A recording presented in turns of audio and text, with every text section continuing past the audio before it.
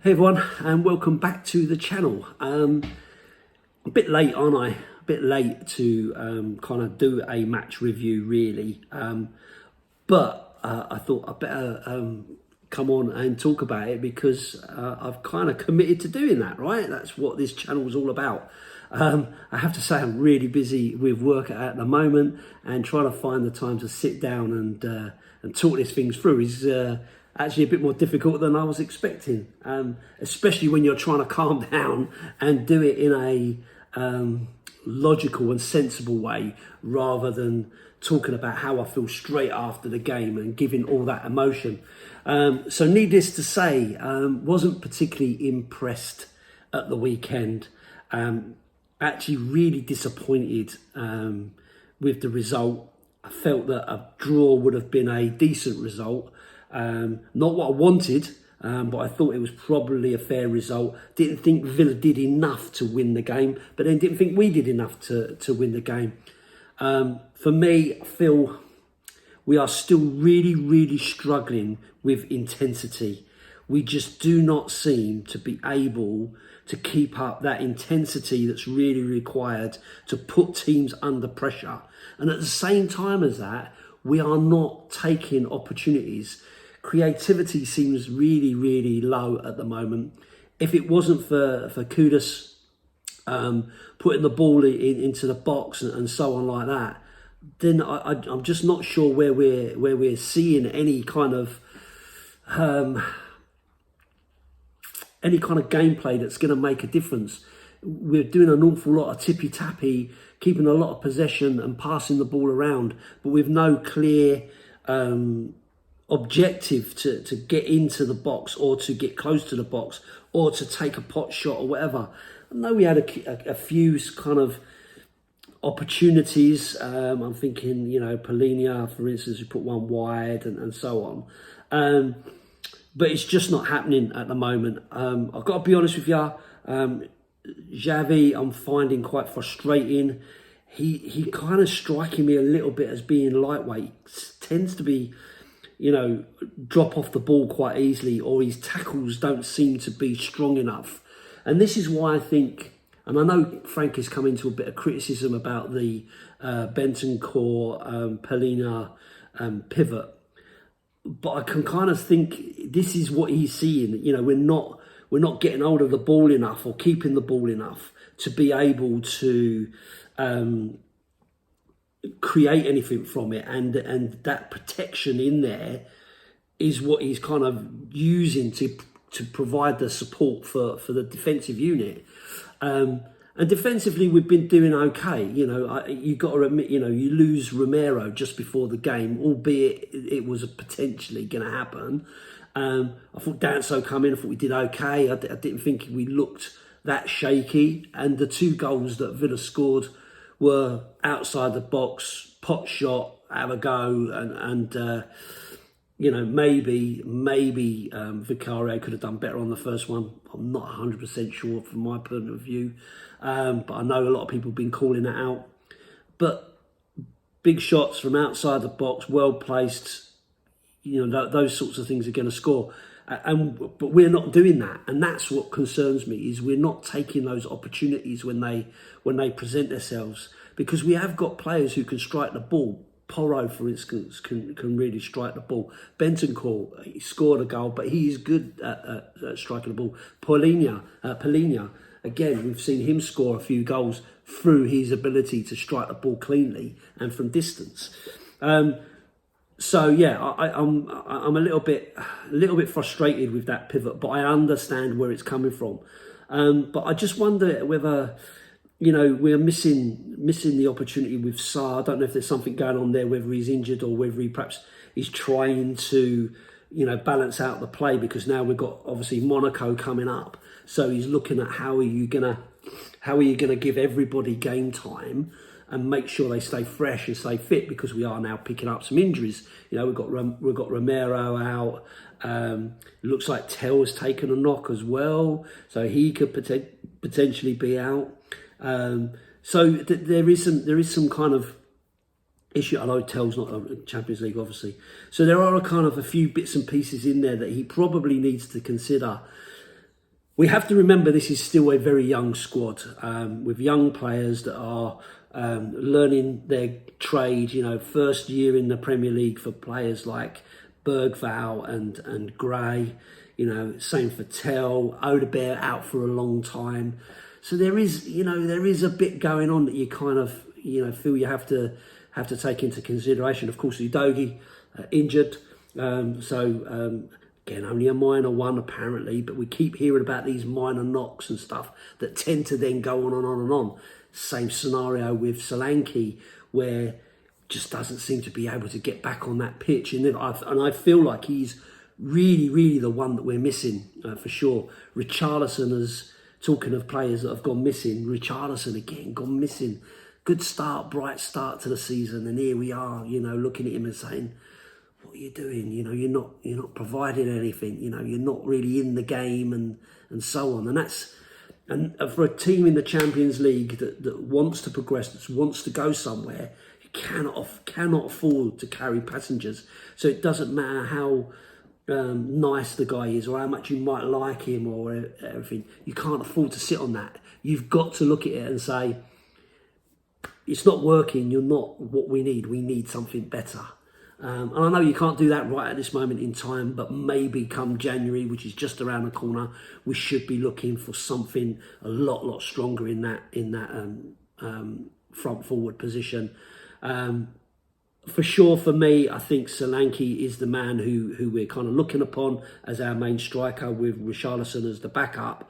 But with Kolo Muani coming in, I feel like that's probably the end for Richarlison, unless he really starts to pick back up again. But Kolo Muani doesn't seem to be at the pace yet. I know people really, really rate him, but I just haven't seen enough from him yet to be able to go, I can see where this is going. So a bit concerned about that. Again, bit part player, minutes here, minutes there, not really getting an opportunity. Had a great opportunity on Sunday. Didn't get anywhere near it, wild swing at the ball, totally missed it. So that's kind of all really, really, really frustrating. And what else is really frustrating, I guess, is as soon as we're back in that scenario of when you're losing a game or it's not going how you want it to, the meltdown across social media is really clear to see. And I personally find it really difficult. I mean, I'm a member of several WhatsApp groups, and I kind of see the stuff coming through, and you see what people are saying and all this. And I'm not saying they are not entitled to their opinion. That's not what I'm saying. But the negativity that's coming through from a lot of people is reflective in social media and that as well.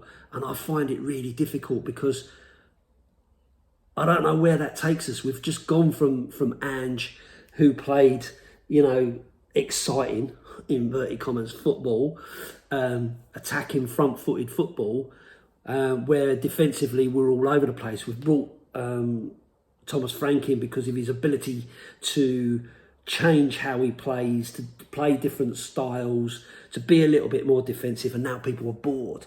And I get it, because I'm bored as well. But at the same time as that, I'm like, well, what do we want? We need somewhere in the middle, but it's just not going to happen in the space of 8 games. And it's not going to happen based on the players that you may or may not have. So you've got to, bear in mind, a lot of these players were what we already had. We've topped them up. We've brought some experience in, with Kudus and so on. We tried to get Morgan Gibbs-White. That didn't work out. We tried to get Eze. That didn't work out. We end up with Xavi Simons, who is, in my mind, we've fallen upwards from that point of view. But he's not showing that yet. He's got to start getting right into these games and really show what all the hype's about.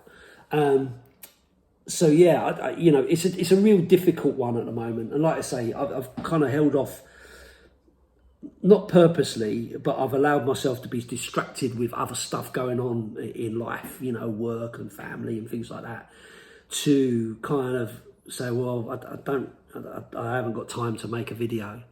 But these videos help me as well as anybody else. You say, for me, it's not about how many people view, although having lots of people view would be great. Doesn't always happen, but it's good to get it off my chest put my view out there.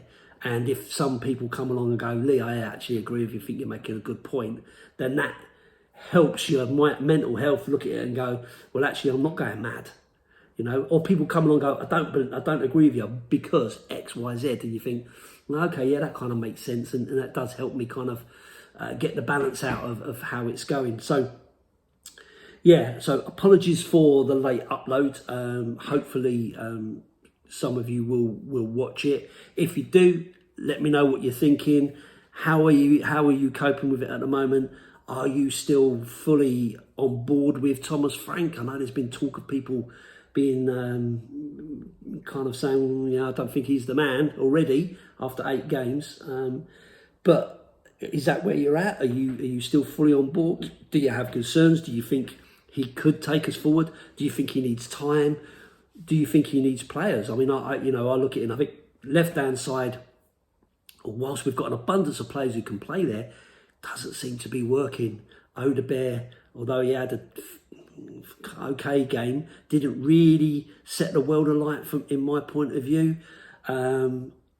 So, I'm not sure from that point, from there. Johnson obviously came in. I personally think he plays better on the left than he does on the right, surprisingly. Bearing in mind that's where he's been played most of the time. But again, coming in just for the last 10 minutes, is that enough time to really get in the game? I'm not sure. So yeah, striker-wise, we definitely need some support in there and creativity. If not Xavi Simons, who is going to do that for us? Fingers crossed, Kulusevski gets himself back on the pitch at some point soon, because that would be really, really helpful. Because without that, I don't see where it comes from.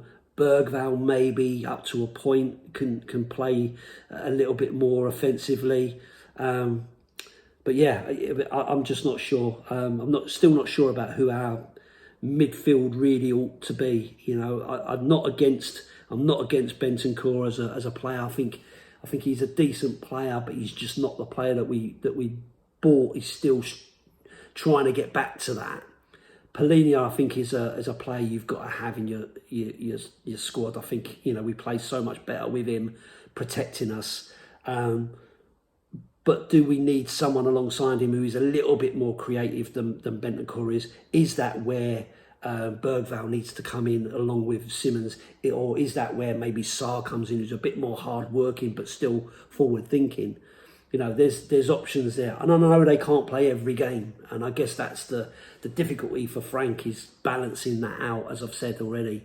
So yeah, lots to think about. For me personally, I think, we can't keep chopping and changing the manager every 5 minutes. I understand why Ange has gone. I understand why they've brought Frank in, the reasons why they've brought Frank in.